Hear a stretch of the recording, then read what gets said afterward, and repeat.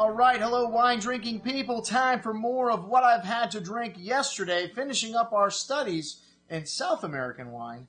We did a couple Argentina tastings and then a couple Chilean tastings, and then we combined them both here at the store, did Chile and Argentina, and brought some of our good friends in the supplier side, like Paul Hobbs Imports, which were one of the people to first get on the bandwagon with Paul Hobbs. First with his own wines when I was with Cafe Max 20 years ago.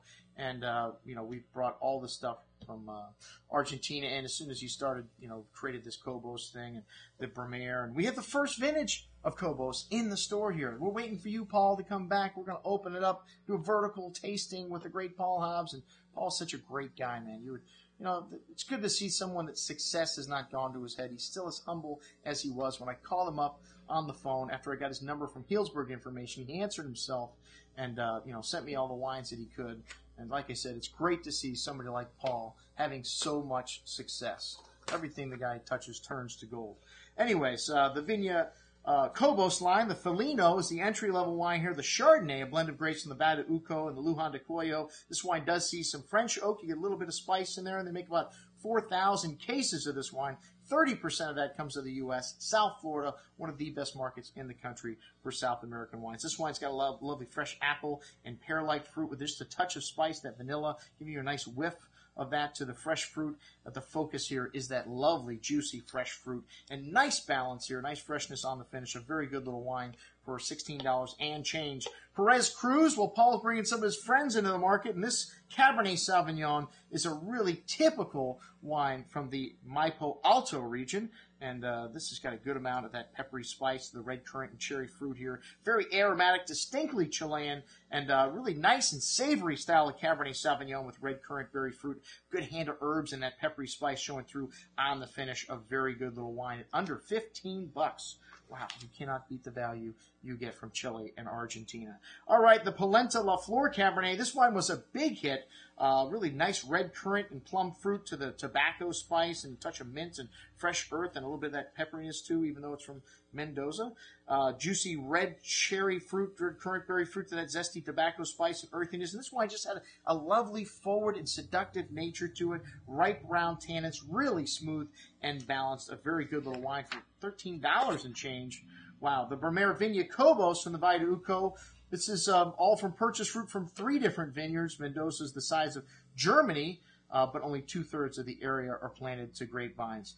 This is one of the best areas in Mendoza, the Valle de Uco, and they've changed the labels around on this Bromere a little bit, so they are using some purchased fruit from different regions, and they're highlighting those regions on the labels now. This wine's got lovely fresh fruit in this wine, violets, red berry fruit, more brighter, and nice acidity to this wine also. The soils are more alluvial in nature in this part of Mendoza. And this wine's got a lovely concentration. Like all of Paul's wines, they are all about pleasure. A lot of ripe, juicy fruit, and a lovely seductiveness to the tannins, really ripen around, and lovely complexity here. Even though this wine is big, it still leaves you salivating for food. The Valle de Uco Malbec at just under $40. And then the Bromere Cabernet Sauvignon from the Lujan de Cuello region. This wine's a 2010 vintage. Nice amount of figs, dark currant, and black cherry fruit on the nose with some sweet tobacco spice, soy, coffee, sweet herbs. Really complex bouquet of aromas here. Big and chewy on the tongue with that ripe, round, tannic structure of Paul's wines showing through. A little bit dry on the finish, but hey, this is Cabernet Sauvignon, the king of all red grape varietals, and very young at that, so this wine's got a ways to go. Needs a little bit of time in your cellar, but very nice balance here.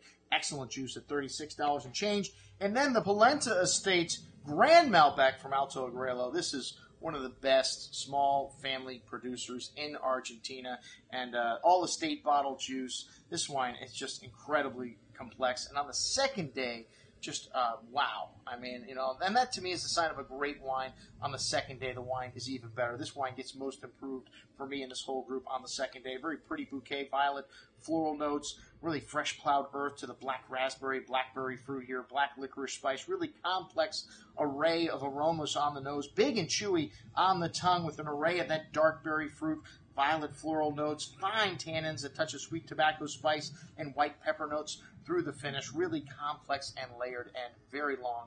All right, and that's what we had to drink with our friends from Paul Hobbs Imports. I'm your host Andrew Lamposoni signing off for the Wine Watch, saying, remember, always drink the good stuff first.